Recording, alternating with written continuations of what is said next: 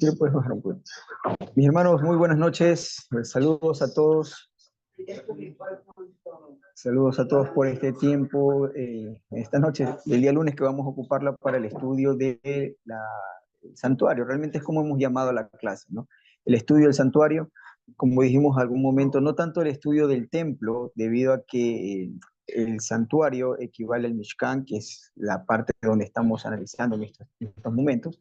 Y el templo, pues, ya es un lugar estático, físico, que tiene su punto en Jerusalén, ¿no? El día de hoy vamos a analizar una parte legal. La semana pasada pudimos analizar lo que tiene que ver con la parte histórica del Mishkan, ¿no? Era un estudio de la parte histórica, los lugares donde se encontraban. No sé si tenemos alguna duda con respecto a la clase pasada, ya que terminamos la clase y se consultó. Hoy me hicieron también una pregunta. Me pareció interesante también la pregunta, ya vamos a ver si el estudio lo permite, pues lo vamos a exponer también, pero no sé si tenemos alguna duda, alguna pregunta con respecto a la clase o al tema del santuario, pues no, pues este es el momento, mis hermanos, si podemos aprovechar para ello, ¿no? Mientras vamos preparando las notas, vamos a compartir la pantalla, me avisan si es que tenemos algo que acotar o preguntar, ¿no? Ok, vamos a ver aquí. Acá, ok. Bien, este es el tema del día de hoy, ¿no? Decretos para la construcción del santuario. Los decretos. Vamos a ver, porque esto es un tema legal, por eso lo vamos a ver desde una perspectiva legal. Porque queremos llegar a la clase, al final de la clase, contestando la pregunta de que, bueno, ¿qué tan viable sería para nosotros, como pueblo del Eterno, como hijos de Israel, ver que en la actualidad, al día de hoy, se levanta un templo en Jerusalén? ¿Y nosotros qué debemos hacer? Debemos cumplir de ahí, desde ese momento para el futuro, con todas las demandas que exige la Torá, de ir al templo, de asistir, de presentar sacrificios. ¿Qué tenemos que hacer? ¿Cómo tenemos que reaccionar frente a eso, ¿no? Porque es una pregunta que sí debemos llevarla a la reflexión, sí deberíamos llevarla al pensamiento, no porque creamos que va a existir en lo posible, en el tiempo futuro, un templo. Realmente se ve improbable, ¿no? Pero políticamente hablando puede suceder cualquier cosa. Pero en el caso, solo como un ejercicio, ¿no? Un ejercicio de pensamiento y reflexión, en el caso de que se levantase un templo en los días futuros, digamos el próximo año, todo ritualmente adecuado, la parte de la purificación, el lugar, imaginemos, sede para la edificación del santuario sin compartirlo con ningún tipo de adoración extraña, alterna. ¿Cuál es nuestro rol? ¿Cómo tendríamos que reaccionar, no? ¿Cómo tendríamos que actuar frente a eso? El templo está construido, imaginemos. ¿Qué debemos hacer? Debemos ir, presentar sacrificios, debemos presentar la reverencia debida a la casa del Eterno, porque es la casa del Rey, o pues nos hacemos a un lado y esperamos que venga Yeshua, pero para ambas cosas, para ir y aprobarlo o para desaprobarlo, tenemos que tener argumentos y decir legalmente por qué. No solo, no un pensamiento de decir es que no me agrada, es que no está Yeshua, no, legalmente por qué, ¿no? Esa es la idea, ¿no? Bien, un saludo a todos los hermanos que están ingresando. Vamos a comenzar con la clase. Acabamos de hacer esa pregunta. Yo también quisiera por un momento escucharlos, ¿no? ¿Qué pueden mencionar ustedes con respecto a eso? A ver, le pregunto, mi hermano José Fernando, a ver, quisiera escucharlo. ¿Qué piensa usted con respecto a la pregunta que estamos haciendo antes de iniciar con la clase, ¿no? Adelante, hermano.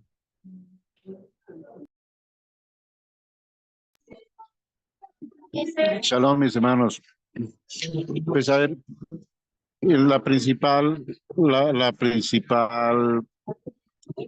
pues, idea que yo tengo acerca de todo esto es que de una u otra manera lo que podemos ver es que la línea de movimiento, la línea de pensamiento que nosotros, digamos, estamos liderando obedece a un estilo de pensamiento que solamente el Eterno nos ha revelado por la cuestión de que somos personas que vamos a enfrentar unas situaciones difíciles, pero para eso nosotros tenemos que estar muy bien preparados.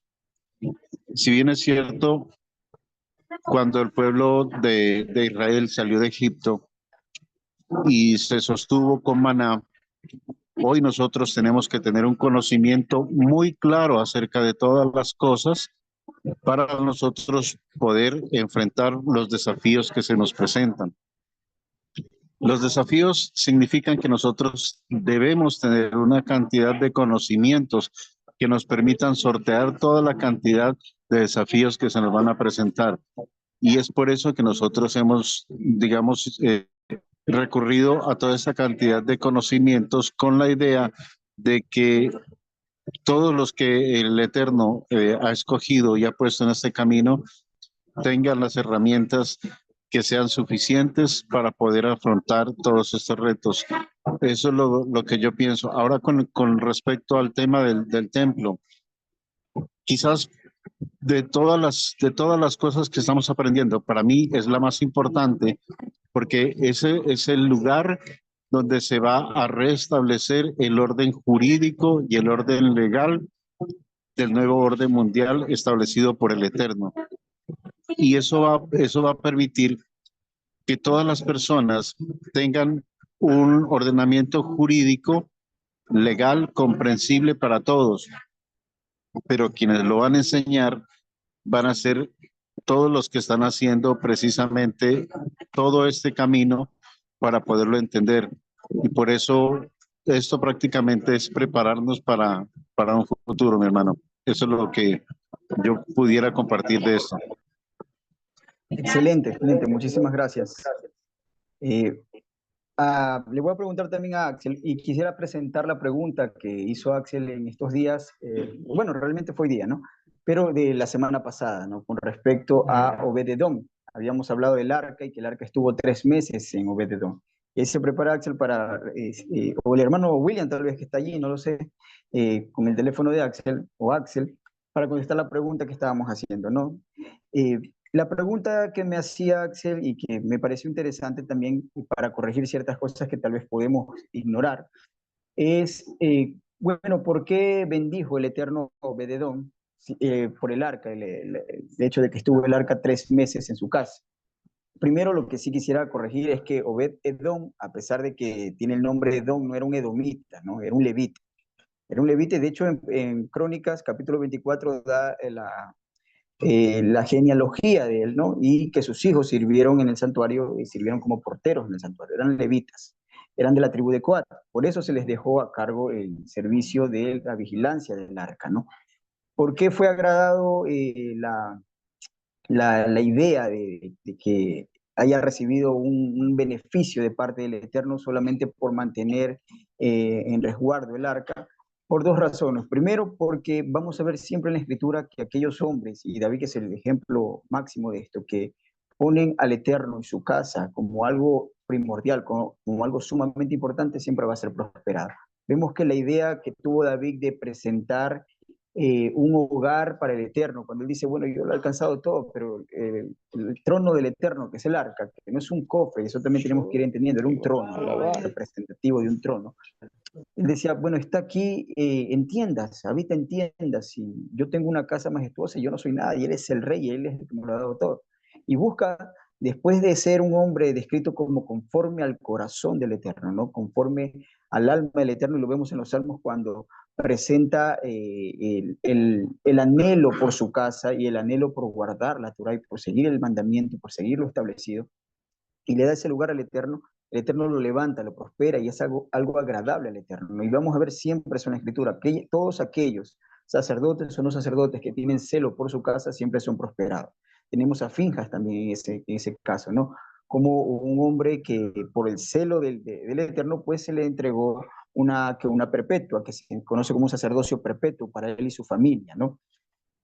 Eso en primer lugar. Segundo lugar, también viene esa parte que acabamos de mencionar, que nosotros por la idea que ha sido sembrada en el cristianismo, tendemos a perdernos y pensar comúnmente que el arca tiende a ser una caja, ¿no? Un cofre que guardaba allí tres cosillas y realmente no guardaba ninguna de esas cosas que presenta el cristianismo, no solo guardaba las tablas de piedra. Pero esa es la caja, el cofre, Aarón HaKodesh, la caja, pero el propiciatorio es un trono. Y eso tenemos que entender, era el trono del Eterno en la tierra, ¿no? El trono del Eterno. Cuando alguien recibe a un rey en su casa y le da posada por un tiempo hasta que pueda regresar a su casa, ¿qué es lo más lógico que se hace en aquellas culturas? Y de hecho lo lógico que se hace en el mundo entero, por sentido común. Cuando el rey se retira a su casa, ¿qué hace con aquella casa, con aquella familia que lo acogió? Lo llena de bienes, lo llena de honra, porque ese era debemos entender, no era solo la caja, un utensilio, un artículo del templo, no, era el trono del Eterno, y el rey, porque esa es la forma física, digamos, con la que el Eterno ha querido manifestar un símbolo de su gobierno, un trono, que obviamente, como él dijo alguna vez cuando se presentó Moisés, ustedes no vieron imagen, conmigo no hagan imágenes de oro, de piedras, de talla, no, no quiero nada de eso porque solamente escucharon una voz. Por eso es que cuando se presenta delante del pueblo en el templo es un trono sin ninguna imagen que esté ocupando ese trono, ¿no? Entonces es una representación, es un símbolo y es el rey habitando en la casa, y no era la casa, no es que lo metió realmente a la casa, sino en un lugar preparado en las tierras de Obededón para poder mantener el arca, y fue prosperado por ellos, ¿no? Porque el rey pues obviamente paga conforme a la benevolencia que tuvieron con él el buen orden y cuidado que tuvieron con el arca, ¿no? A diferencia de lo que había pasado con Usa, que estaba reciente. El arca estuvo en casa del padre de Usa por 20 años, eso lo vimos la semana pasada. Sin embargo, él no tuvo el cuidado, tal vez se familiarizó con el arca y cogió y bueno, llevémosla en los carros con los bueyes, cuando un sacerdote debía haber reconocido que eso era prohibido ante la ley y era eh, manifestado con pena de muerte, ¿no? Y él fue el que llevó la carga en ese momento, ¿no? Eso es como para ampliar un poquito la pregunta y la respuesta de el hermano Axel. Y quisiera escuchar al hermano Axel qué piensa con respecto a la pregunta de si hoy se levantase un templo, ¿tendríamos nosotros que ir y presentar sacrificios conforme dictamina la Torá? Y luego continuamos con la clase. Adelante, hermano Axel. Shalom, mis hermanos. Shalom, mi hermano Manuel. Pues, bueno, primero gracias también por complementar la respuesta que le había preguntado. Pues, si se levantara un templo, yo realmente, pues, con el conocimiento que tengo ahora, yo, pues, lo que puedo decir es que, pues, si tengo entendido que toda la Torah está vigente y que, pues, lamentablemente nosotros en el exilio no podemos cumplir con ciertos mandamientos debido a que, pues, no está, no hay un templo vigente. Una vez que se levante, ya nuevamente obviamente con el servicio levítico que tiene que estar restituido, ya nuevamente vamos a poder cumplir con esos mandamientos, ¿no? Si toda la Torah está vigente. De hecho, creo que en mi razonamiento nos asemejamos al tiempo de Yeshua, ¿no? Porque en el tiempo de Yeshua había un templo que estaba vigente, a pesar de que había pues un sacerdocio corrompido, pero igual el pueblo de Israel iba a presentar sus ofrendas, e incluso hasta cuando ya Yeshua ya no está, me parece, si recuerdo bien, Pablo también acude al templo a presentar una ofrenda o algo así relacionado con el voto de Nazareato. Entonces, yo para mí, si se levantara un templo, sí, sí tenemos, digamos, ese derecho de cumplir con ese mandamiento, de poder ir allá. Sin embargo, hoy en día nos presentamos, mejor dicho, tenemos la problemática de que, pues allá el pueblo judío no cree en el Mesías. Entonces, obviamente nos van a rechazar y no vamos a poder, pues, cumplir con esos mandamientos que eran específicamente relacionados con los del templo. Espero haberme dado a entender, mi hermano. Sí, sí, Shalom. mi hermano, sí, muchísimas gracias. Ok, vamos entonces a aprender realmente qué podemos opinar de esto, ¿no? Porque todo lo que se ha contestado y realmente estamos recién entrando en todo esto y todo lo que respondieron los hermanos, no podemos decir que es un error, para nada. Vamos a aprender, realmente solamente tenemos que ir llenando la información y al final pues vamos a tener nuevamente la pregunta y podremos contestar legítimamente. ¿Por qué hago esta pregunta? Porque no es una pregunta muy sencilla. La respuesta puede variar a veces desde perspectiva de la gente Y de hecho hay maestros de nuestro camino que enseñan que si el judaísmo montara un templo tenían que hacerlo, y otros que no. Vamos a ver quién tiene la respuesta, cuál es la realidad con respecto a esto, viéndolo desde la perspectiva legal, ¿no? Entonces, vamos a continuar, vamos a ver, mis hermanos. Ahí tenemos la pantalla, pues iniciamos con el tema del día de hoy. Ya le habíamos dicho, son decretos para la construcción del santuario. ¿Por qué tocamos el tema? Porque la idea es no una forma digamos, de volver a instaurar el servicio. No estamos preguntando de si hay que instaurar nuevamente el servicio, sino de construir un templo. Es cosa diferente. Imaginemos o recordemos tal vez la historia. En la época de los macabeos, cuando fueron atacados por el ejército de Antíoco, ellos, después de que retomaron su lugar en el monte del templo, no no construyeron otro templo, más bien volvieron a retomar el servicio, que es algo completamente distinto. Aquí estamos hablando de algo que no existe y vamos a levantar, poner el cimiento y construir la casa. El mandamiento o los decretos, porque realmente son decretos, ¿cuáles son los decretos que tenemos que considerar para la construcción de la casa? No para retomar el servicio, porque eso le corresponde un poco más a la casa de Aarón, y obviamente un rey, pero a la casa de Aarón es la que está encargada de retomar el servicio. Nosotros vamos a ver los decretos constitucionales para la construcción del santuario, ¿no? La construcción, el levantamiento de la casa desde cero.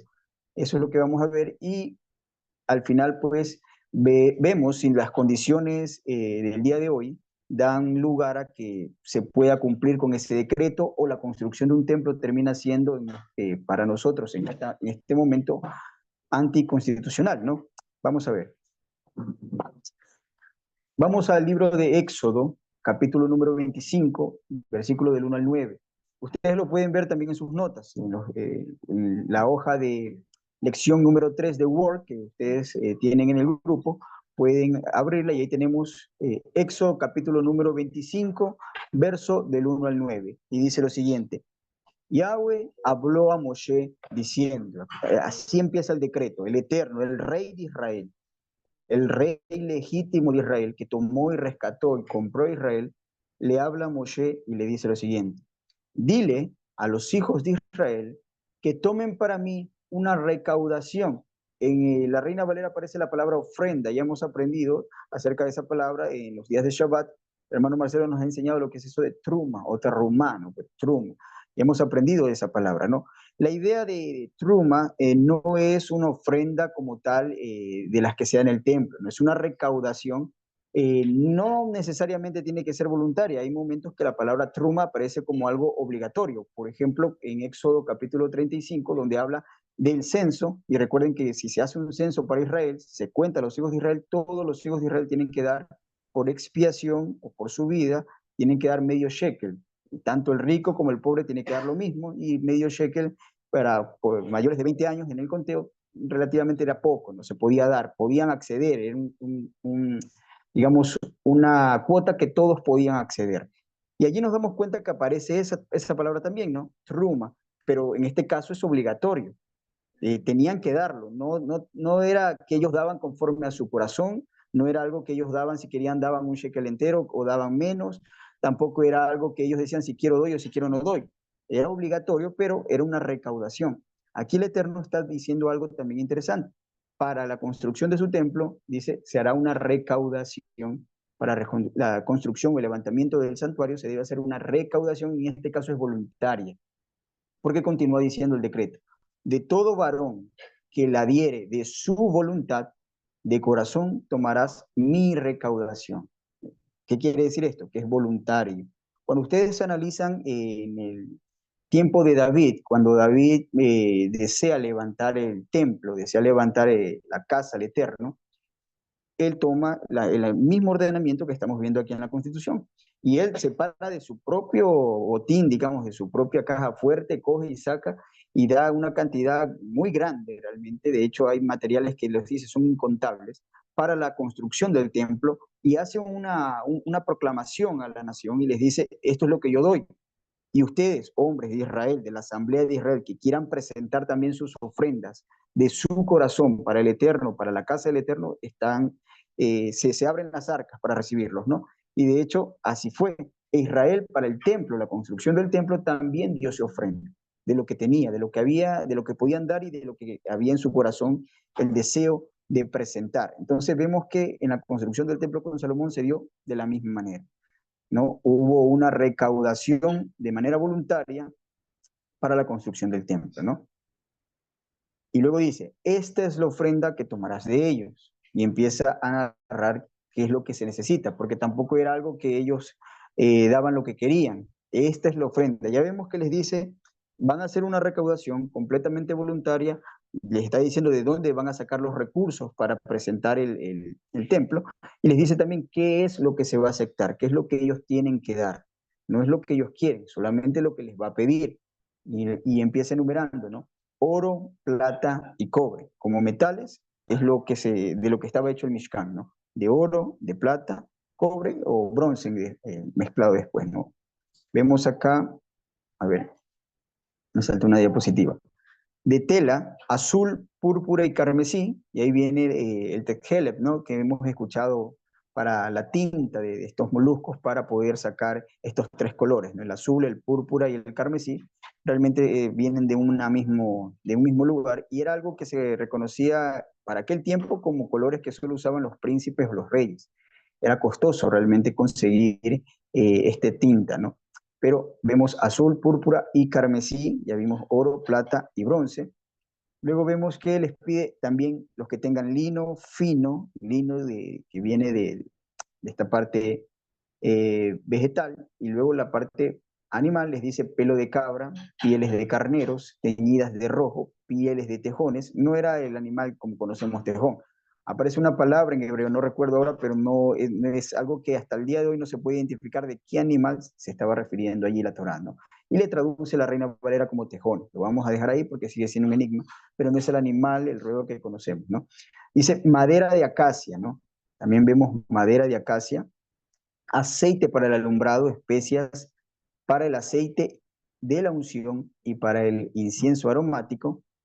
Y luego dice piedras de ónice, piedras de engaste para el efod y para el pectoral. Todo lo que tiene que ver con piedras preciosas. Vimos que la recaudación es metales valiosos como oro, plata, bronce en su momento para la construcción de lavacro. ¿Se acuerdan también el altar de combustión afuera, ¿no? También vemos que les pide para las telas o los colores azul, púrpura, carmesí. Les pide luego diferentes tipos de tela, entre ellos lino fino y pieles de animales. Luego les pide también el aceite para no solo para la unción de las cosas, sino para el funcionamiento de las lumbreras. Y al final, pues las piedras preciosas que vendrían a ser parte no del templo, sino de la ropa del sacerdote, ¿no? Y bueno, todo eso iba a tomarse también para la ropa del sacerdote y la madera de acacia, ¿no? Solo le da incluso qué tipo de madera necesitaba. Entonces, hasta aquí estamos viendo en el decreto, ¿qué es lo que les está pidiendo? Les dice que la obligación o el decreto es una recaudación voluntaria, el pueblo tendrá que presentar la ofrenda, tendrá que presentar específicamente lo que él está solicitando para que se presente la construcción del santuario. Y siempre fue así. Vamos a ver qué más nos dice con respecto a esto, ¿no? Y termina diciendo, ¿no? Y harán un santuario para mí. Ahora les está diciendo qué es lo que van a hacer con esa recaudación en este decreto de la construcción. Harán un santuario, ahí aparece la palabra mikdash, harán un santuario para mí y habitaré en medio de ellos. Miren el decreto, ¿no? Harán un santuario para mí y habitaré en medio de ellos. Y luego dice, conforme a todo lo que yo te muestre, el diseño del tabernáculo, el diseño de todos sus utensilios, así lo harás. Ya no les dice solamente de dónde van a sacar los recursos, cuáles son los recursos que van a tener, sino que les dice qué es lo que van a hacer. Van a hacer un santuario, ¿con qué propósito? Con que el Eterno habite en medio de ellos. Y luego les dice cómo tienen que hacerlo, de qué manera lo tienen que hacer, conforme a todo lo que yo te muestre. Hay un diseño, de hecho la palabra que aparece ahí, diseño, es tapnif en hebreo, que algún momento la vamos a estudiar, pero es un diseño específico que Moisés, ni o que iban a trabajar en la madera, o que iban a trabajar en el metal, o en las costuras, en la tela, tenían autoridad para poner su creatividad en la creación de algo. No, tenían que hacerlo conforme al modelo y al diseño que se les dijo. No pueden cambiarle, no pueden decir, ¿sabes qué? Me parece que esto podría dejarlo la puerta un poquito más grande, porque si va a venir tal animalito, tendremos que dejarlo un poquito más amplio para... No, tienen que hacerlo como está establecido, como se dijo, ¿no? Como se dijo que tenía que ser. Entonces dice, conforme a todo lo que yo te muestre. ¿Qué es lo que estamos viendo? Nuevamente recapitulamos, repito todo esto porque sí quisiera que lo puedan grabar para que entiendan de qué se trata el decreto.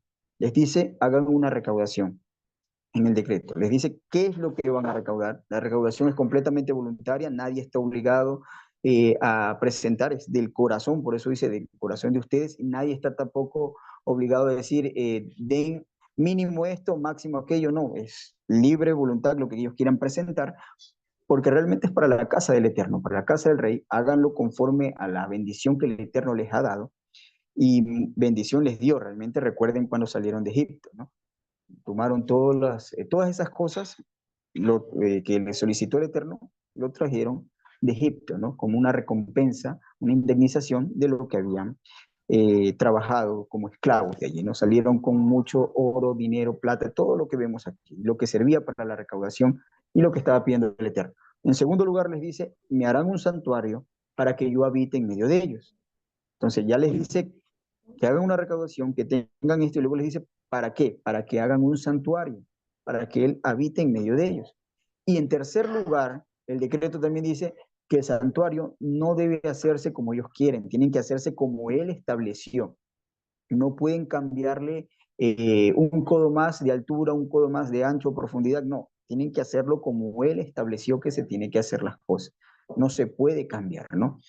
Les dice cómo hacerlo, de dónde van a sacar los recursos, qué es lo que van a hacer y de la manera que tendrían que presentarlo, ¿no? De acuerdo al diseño, al TAFNIT, conforme al diseño, ¿no? Eso es lo que estamos viendo hasta el momento.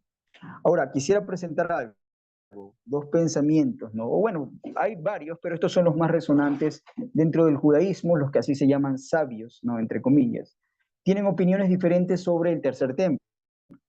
Vamos a ver, ya nosotros estamos escuchando el decreto, el primer decreto de cómo se tiene que hacer un templo, y les digo, tómenlo como, como parte legal, como la Constitución. Si no se hace conforme a lo que está escrito, pues no va, no es legal, y el Eterno no se maneja de una manera ilegítima o rompiendo su propia ley de forma inconstitucional, aunque sea algo para, digamos, para beneficio de él o del pueblo. No, jamás va a actuar así, ¿no? Vemos que Rashi, uno de los sabios del judaísmo que escribió realmente comentarios con respecto a la Torá, desde Génesis hasta Deuteronomio, verso por verso, comentarios basados en lo que dice la Mishnah, en Tosafot, en el comentario del Talmud, en la Gemara de Sukkot, en el Tratado Rosh Hashanah, él dice que el Beit HaMikdash entero descendería del cielo completamente armado. Esta es la idea con respecto al tercer templo. ¿A qué templo ellos no le llaman el tercero, sino que le llaman el templo que describe Ezequiel? Porque si usted se fija, en algún momento vamos a llegar a ello, después de que terminemos de estudiar el Mishkan y luego que terminemos y hayamos pasado con el templo de la época de Yeshua, que se conoce como el templo de Herodes, luego iremos al templo de Ezequiel. Y Ezequiel da medidas que, tan claras que se puede graficar, ¿no? Son medidas y ese es el Tafnit, ¿no? Pero vemos aquí que de acuerdo a Rashi, él dice, bueno, el templo que describe Ezequiel, por la tecnología que nos limita para nuestra época o porque tal vez no pensó más allá, sino que él dijo, esto me parece una construcción muy ambiciosa, muy grande, el hombre no la puede hacer. La medida que Ezequiel vio es algo que va a venir y descender del cielo, ¿no? Porque él asumía que Ezequiel había subido a un lugar, no como una visión del futuro, sino que había estado en un lugar en el cielo, de la misma manera que Moisés entró en la nube y tomó un molde, y, y Ezequiel dijo, fue lo mismo, es la interpretación de él, ¿no? Por lo tanto, dice él, el templo que vio Ezequiel va a descender del cielo en la época del Mesías. Eso es lo que manifiesta Rashi. Es una opinión y muchos de los que siguen el judaísmo, y cito ahora el judaísmo porque en realidad al cristianismo no le interesa esto, ¿no? Ellos dicen el templo, ¿para qué? ¿Qué es eso del templo, no? El templo somos nosotros y lo ignoran. Entonces, y el judaísmo realmente se toma de alguna manera en serio la idea del templo, ¿no? pero vemos nosotros que de una manera ilegítima. Entonces, ¿qué es lo que estamos viendo por el momento, no? De que es la primera postura que presentan. Uno de los grandes sabios para el judaísmo, que así se llaman ellos, Rashi, dice que el templo, o el templo de Ezequiel, que nosotros le llamamos el tercer templo, o el último templo también, vendrá del cielo. Sin embargo, ¿qué dice otro de sus grandes maestros bien reconocidos, Maimónides, ¿no? El Rambam? ¿Qué dice Maimónides con respecto a esto? En su tratado de Mishnah Torah, Maimónides escribió realmente no un comentario como Rashid de la Torah, sino más bien escribió libros, tratados con respecto a cada ley. Maimónides separó leyes por leyes, claro que no lo hizo de la manera adecuada, lo hizo bajo su interpretación y muchas cosas fueron contrarias a la realidad, puso también muchas tradiciones como leyes y otras pues se saltó por alto. Hay un tratado cuando habla de la ley para los reyes donde tiene más de un párrafo, como 4 párrafos, que ataca, insulta a Yeshua, desmereciendo su mesianidad, ¿no? Para que vayan teniendo una idea de quién es Maimónides, ¿no? Pero Maimónides en la Mishnah Torah, porque así se llama su libro, en el Sefer Abodá Bei Habet Charim, que está hablando de la casa de santidad, dice él, es un mandamiento, o sea, construir el templo, dice, es un mandamiento positivo, construir una casa para el Eterno. O sea, positivo porque él clasificó los mandamientos como los que te prohibían algo, como un mandamiento negativo, y los que te demandan hacer algo, pues como un mandamiento positivo. Por eso es que él lo pone como, es un mandamiento positivo construir una casa para Elohim, preparada para los sacrificios que se ofrecen en su interior. Debemos celebrar allí 3 veces al año, como dice Éxodo 25:8, ¿no? Me harán un santuario. Y quiero que vean esta parte porque así es como se distorsiona la ley también, ¿no? Y la idea de la gente. Ven que él pone, tenemos que construir una casa, es un mandamiento positivo, significa que estamos obligados a hacerlo, y dice allí, como dice en el decreto, Éxodo 25:8, me harán un santuario, y es todo lo que él cita, me harán un santuario. Y con eso pues ya vemos como la norma es un debe, no hay que hacerlo, está obligado, me harán un santuario, pero no cita la otra parte, lo que va acompañado, que ya lo leímos, ¿no? No solo dice me harán un santuario como algo obligatorio, tiene un sentido la casa del Eterno. Y ahí tenemos el mandamiento completo o el decreto completo para que lo entendamos. Dice, y harán un santuario para mí y habitaré en medio de ellos, lo cual ya nos da una idea más clara, un espectro más amplio de lo que significa la casa del Eterno. Porque la pregunta sería, si el pueblo de Israel está disperso, disperso entre las naciones y construye un santuario, aunque sea en Jerusalén, pero Israel sigue disperso, ¿se cumple con el decreto realmente? ¿Se cumple con el mandamiento? Porque dice, me harán un santuario para mí, para que yo habite en medio de ellos. ¿Realmente el Eterno estará habitando en medio de su pueblo? Si Israel se encuentra hoy entre las naciones, primero tendríamos que verlo, ¿no? Vamos desde la pregunta que partimos al inicio, ¿no? Si al conflicto que existe hoy en Palestina le ceden el monte del templo y empiezan a levantar un santuario, empiezan a construir un templo, pero Israel sigue disperso. Israel no ha sido recogido entre las naciones. Estamos obligados nosotros para ir a presentar un servicio. Ellos están levantando un templo conforme a la Constitución o están haciendo algo anticonstitucional o están quebrantando la ley pretendiendo hacer algo bueno. Eso es lo que tenemos que ver. Ellos pretenden que están haciendo el bien. Como algún momento, pues Sara pretendió que también hacía el bien y decía, bueno, se está tardando la promesa del Eterno, pero dijo que iba a dar un hijo de la descendencia de Abraham. Y al final, pues la sierva, pues es hijo mío, pues los hijos que ella tenga va a ser hijo mío. Y miren el tremendo problema que causó por no hacer las cosas conforme a la palabra del Eterno y esperar en el tiempo del Eterno. O sea, sí tenemos que tener esa parte de análisis, ¿no? Porque muchos en el judaísmo, y de hecho la mayor parte del judaísmo toma a Maimónides como digamos, un ícono para esto del templo con respecto a si se debe construir o no. ¿Qué es lo que dicen ellos? Ellos dicen, Maimónides enseñó que si existe una generación que tiene las condiciones económicas, las condiciones políticas, los recursos y todo para construir el santuario, tiene que hacerlo, está obligado a hacerlo. Si existe una generación que lo pueda hacer, tiene que hacerlo. Es el deber porque está escrito y me harán un santuario. Pero ya vemos que el mandamiento de me harán un santuario está ligado a un propósito que es para que yo habite en medio de ellos, para que yo viva en medio de ellos. Mientras Israel se encuentre disperso entre las naciones, si no ha sido recolectado, como dice la profecía, por la bandera que representa, perdón, a la casa de Isaí, como dice, pondré pendón entre las naciones, y la raíz de Isaí, a él se congregarán los pueblos, y a él vendrán los desterrados de Israel y los dispersos de Judá, y los reuniré, y como dice luego el profeta, y levantarán un solo rey entre ellos y los llevará a la tierra. Si eso no se ha cumplido aún, levantar un templo es ilegítimo, porque es algo que no está cumpliendo con el requisito, no está cumpliendo realmente con el mandato que está estipulado en el decreto. Ya vamos a ver otro decreto más, por eso el tema era decretos, ¿no? Que tenemos que considerar. Estamos viendo solo el decreto que se levantó en el templo en el tiempo de Moisés, y bajo el decreto dado a Moisés, no está cumpliendo con los requisitos. Por eso vemos que si usted analiza la historia, ¿cuándo fue que David levantó un templo? ¿En qué momento de la historia de Israel levantó un templo? ¿Por qué no se levantó un templo antes de David? Cuando nosotros analizamos, vemos que primero los llevó a la tierra el Eterno, cruzaron el Jordán, repartieron la tierra, todo eso vimos la semana pasada, hicieron la repartición de las tierras, habían enemigos a su alrededor. David tomó el papel digamos, de la espada vengadora del Eterno, de un guerrero del Eterno, y les extendió los territorios al pueblo de Israel, le dio las tierras, conquistó tierras, y cuando ya David estaba en sus últimos días, ya entrando en tiempos de paz, después de haber venido de un tiempo amplio de guerra para conquistar la tierra del Eterno, peleando las batallas del Eterno, cuando ya Israel estaba entrando en paz, allí les dice, vamos a construir un santuario y el Eterno aprueba todo esto, ¿no?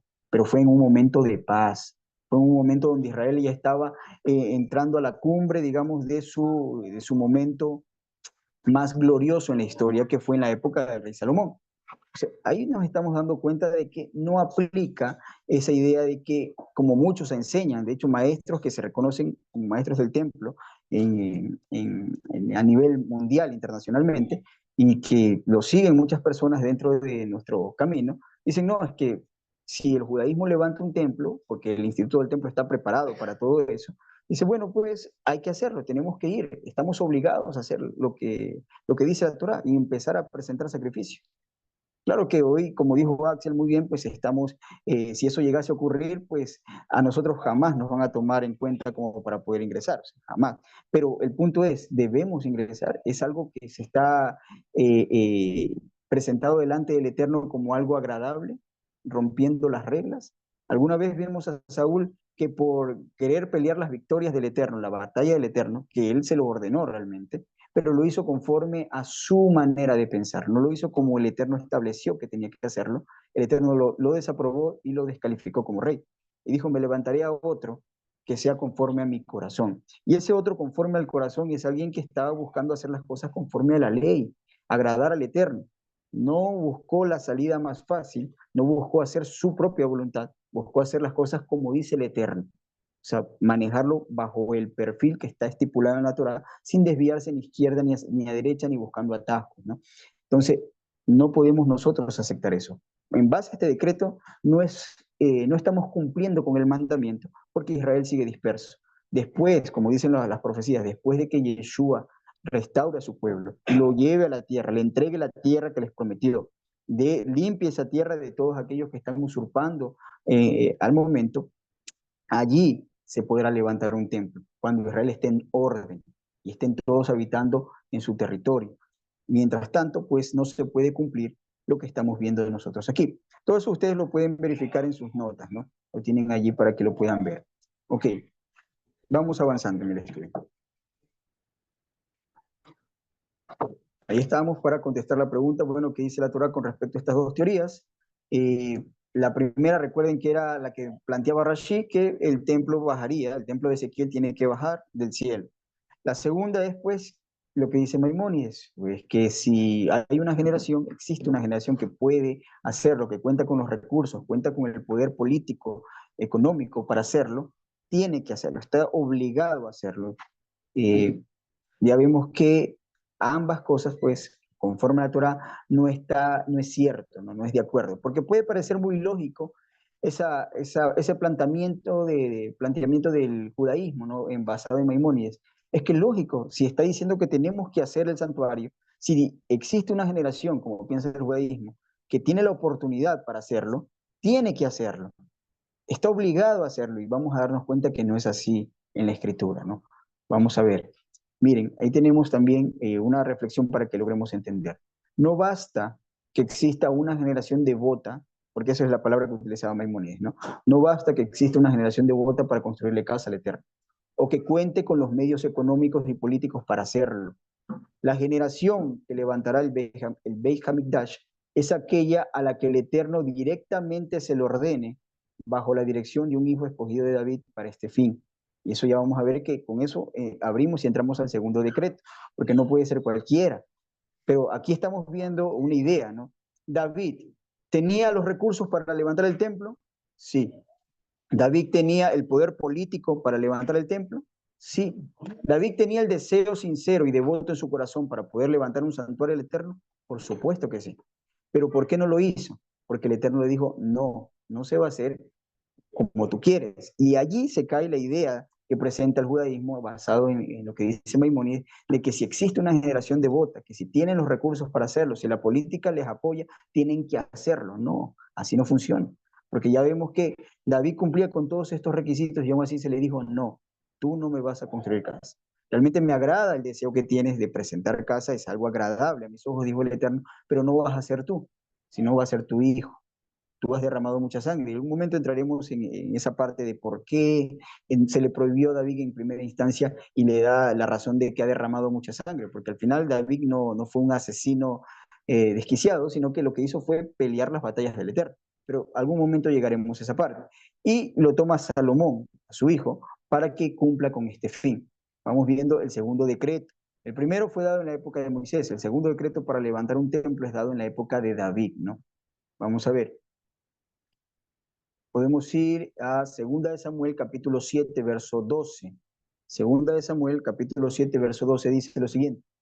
Y cuando tus días sean cumplidos y duermas con tus padres, le dice el Eterno David, yo levantaré después de ti a uno de tu linaje, el cual procederá de tus entrañas y afirmará tu reino. Él edificará casa a mi nombre, y yo afirmaré para siempre el trono de su reino. Esto no es una simple recomendación o una orden que quedó en ese tiempo y hablaba de Salomón o una simple profecía, ¿no? Del futuro que habla del Mesías, que está hablando de Yeshua. No se queda en eso, es un decreto, es un contrato, un convenio que el Eterno establece con David y con su casa y por eso permite que regresen 70 años después, para que se cumpla el contrato, el convenio, lo que hizo el Eterno con David. Es un contrato y es un decreto de que el que levante casa al Eterno desde ese momento en adelante tiene que ser alguien del linaje de David, alguien del linaje de David. Miren cómo se van poniendo los decretos y así es hasta el día de hoy en la legalidad, ¿no? Hubo un momento que Israel tenía el santuario y podían ponerlo, como vimos en primer lugar, en Gilgal, luego el santuario estuvo en Shiloh, luego de Shiloh pasó a Nob, de Nob pasó a Gabaón, y podía ir por donde los hijos de Israel de alguna manera buscaban, pedían al Eterno y decían, establecemos aquí, sí, me parece bien, ok, no había ningún problema. Pero llegó un momento donde ya no podían hacer eso, cuando ya el Eterno reveló y dijo, en Jerusalén. Una vez que estableció que Jerusalén sería el lugar de su morada, donde pondría la planta de sus pies, donde gobernaría y sería el monte de su trono, nadie podía decir, ¿sabes qué? Hagámoslo ahora en otro lugar porque Jerusalén fue invadida, tenemos que, volvamos a Shiloh, vamos a Jafna a levantar el templo. No podían hacer eso. Era solamente en Jerusalén porque ahí escogió. El Eterno dice en la Torá también, vemos otro ejemplo, dice la Torá que él escogerá un rey de entre sus hermanos. Y de hecho, el primer rey que escoge es a Saúl, que es de la tribu de Benjamín. No es de la casa de Judá ni de la casa de David. Escoge a Benjamín. El Eterno cumple con la ley, porque la ley dice únicamente que escogería a uno de entre sus hermanos, de entre los hijos de Israel. Puede ser de cualquier tribu para que sea rey. Y escogió a Saúl.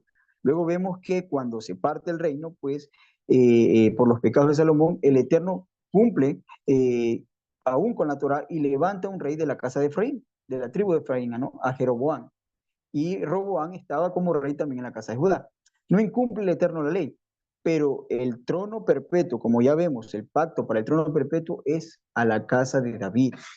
Hace un contrato y dice, esto será para la casa de David únicamente. Entonces vemos que sí, hay una ley que se puso en la época de Moisés, pero conforme pasó el tiempo, el Eterno no quedó mudo, sino que siguió haciendo pactos y contratos y decretos con respecto a los reyes, respecto al templo, de cómo se tenían que hacer las cosas, ¿no?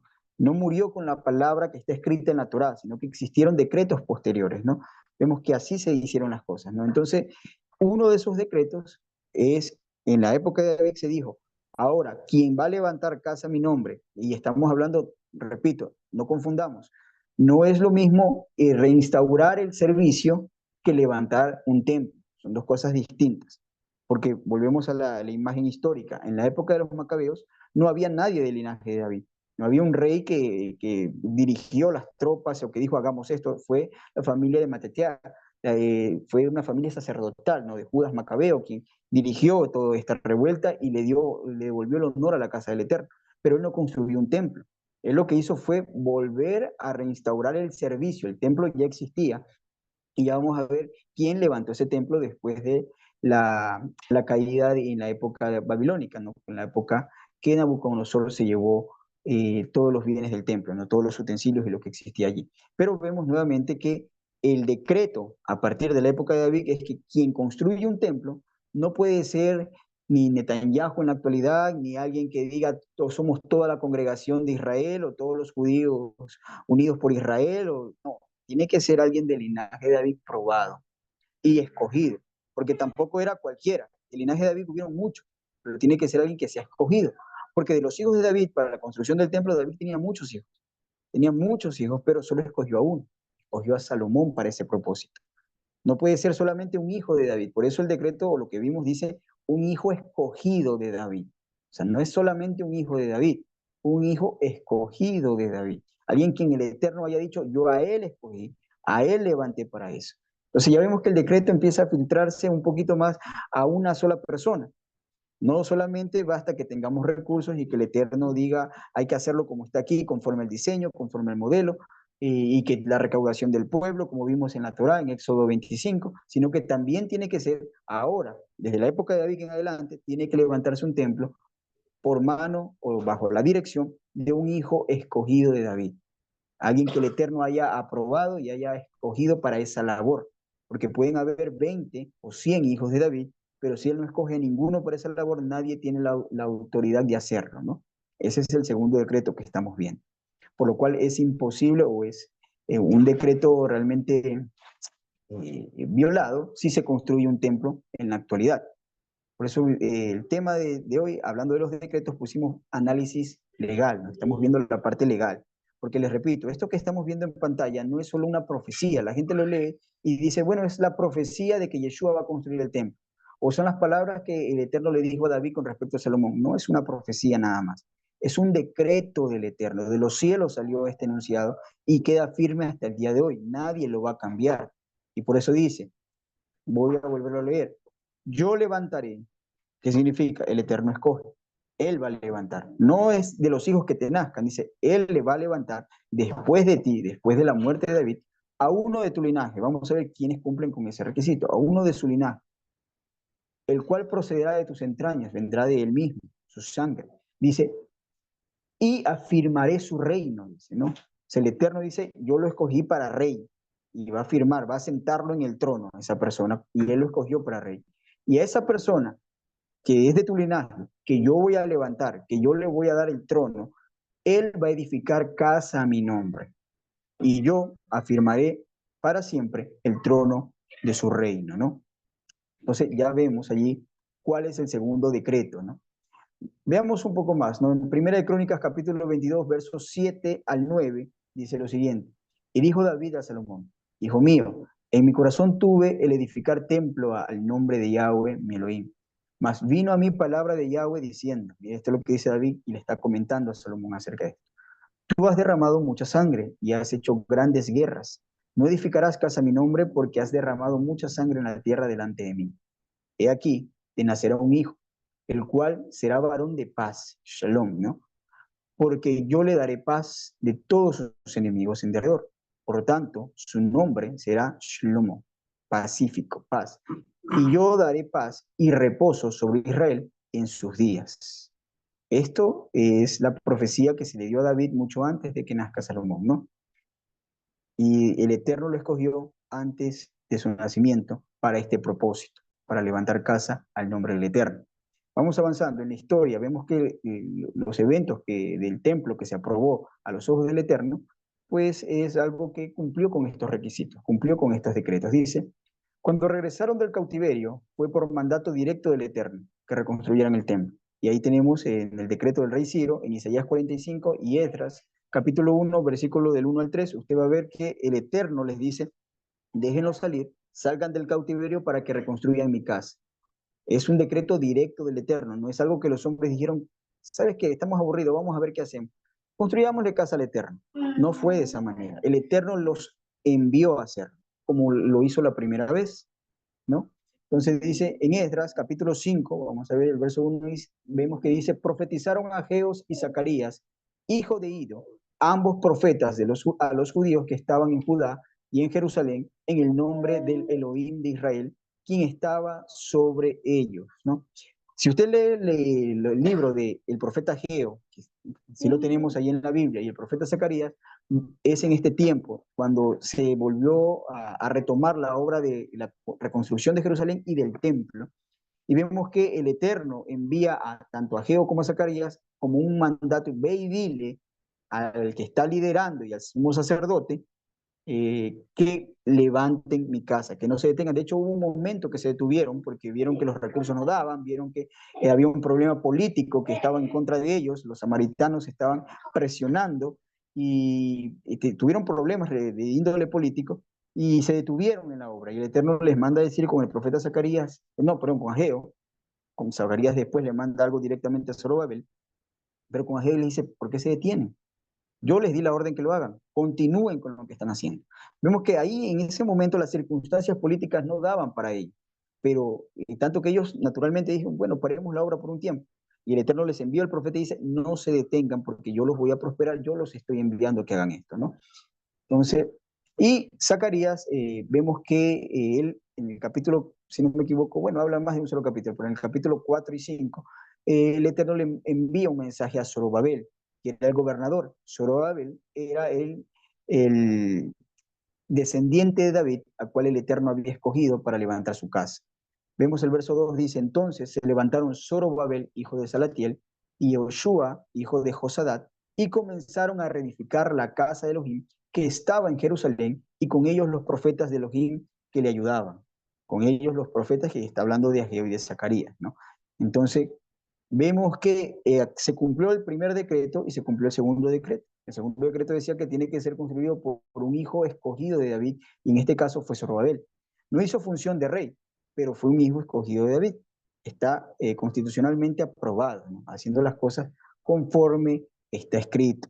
Esto es lo que vamos a ver, y bueno, aquí vamos terminando, mis hermanos, lo que quería mostrarles, ¿no? El día de hoy, que veamos esto de una manera legal para que cuando escuchemos rumores, como hubo tal vez hace unos 6 meses de que encontraron la vaca roja y que ya las redes, estas de raíces hebreas se llenaron diciendo, no, es que ya están a un paso de construir el tercer templo, que el fin del mundo, que Apocalipsis, y salió alguien a decir, alguien que realmente tiene nombre en este camino de estudio del templo, a decir, si ellos deciden construir un templo, nosotros tenemos que ir y presentar nuestras ofrendas, pero no estamos dándonos cuenta que están haciendo algo que es contra la ley, están violando la ley. ¿Cuál es el destino de ese templo? Que se ha destruido. Cuando se viola la ley en la casa del Eterno, el destino es que sea derrumbado y se le edifique uno que no haya sido profanado. En la época de los macabeos, cuando el altar fue profanado con sangre de cerdo y luego tuvieron que pensar, se reunieron digamos, una asamblea, ¿qué vamos a hacer con el altar? Por supuesto que alguien dijo, bueno, pues lo limpiamos, lo lavamos con agua y ya está, ¿no? Pero ellos decidieron, y la parte más lógica, por la acción, como ven cómo funciona el Eterno, derrumbemos el altar piedra por piedra y levantamos uno nuevo, que no era una tarea fácil, pero lo volvieron a hacer. Y las piedras, dejémoslas arrumadas en un lugar del templo y hasta que un profeta venga y nos diga qué tenemos que hacer. Nunca llegó ese profeta, pero la idea que ellos presentaron en esa reunión fue la más adecuada, porque así es como obra el Eterno. Si se contamina o se profana algo, se derrumba y se vuelve a levantar, porque la profanación no es lo mismo que ensuciar.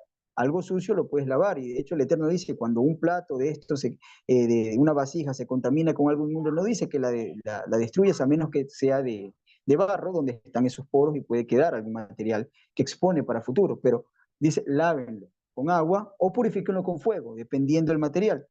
Pero nos damos cuenta nosotros ahora que con la cuestión del templo, cuando algo se profana, no se ensucia, sino que se profana, la única opción del Eterno es sea derrumbado y se levanta uno nuevo.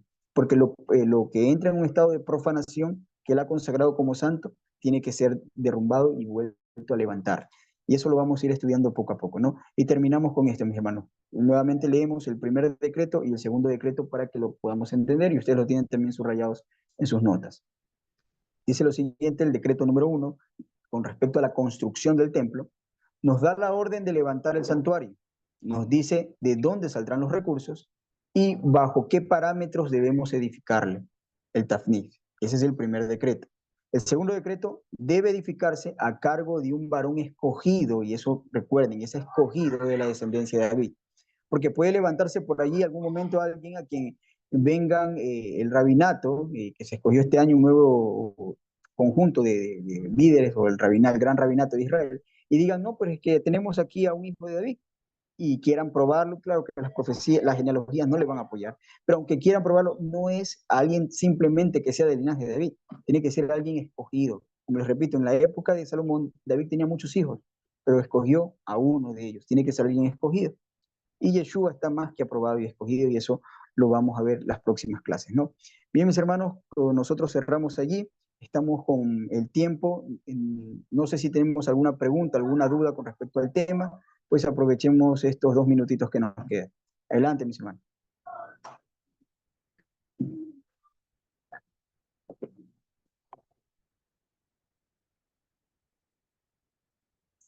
Ok, si no hay preguntas, pues entonces cerramos, mis hermanos, y nos vemos la próxima clase, la próxima semana, ¿no? Con este tiempo. Todavía no les envío tarea, todavía no. Quiero que, sí hay una tarea que sí lo vamos a hacer, pero eso ya lo vamos después, porque quiero enseñarle unas cositas y luego lo pueden hacer la tarea. Mis hermanos, un abrazo, que el Eterno los guarde y los bendiga. Gracias, hermano. No, mis hermanos, buenas noches. Y ahora sí el corbiche dice. Bueno.